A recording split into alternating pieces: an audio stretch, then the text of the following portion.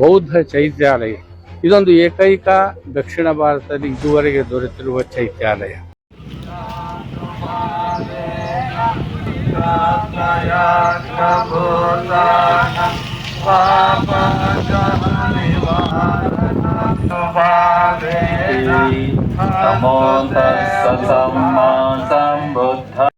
ಮಣ್ಣಿನ ಬಿಲ್ಲೆಗಳ ಮೇಲೆ ನೀವು ಅಕ್ಷರಗಳನ್ನು ನೋಡಿದ್ರಿ.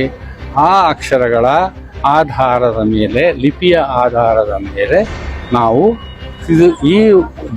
ಈ ಒಂದು ಬೌದ್ಧ ಚೈತ್ಯಾಲಯದ ಕಾಲ ಸುಮಾರು 4-5ನೇ ಶತಮಾನ, ಅಂದರೆ 200 ವರ್ಷಗಳು.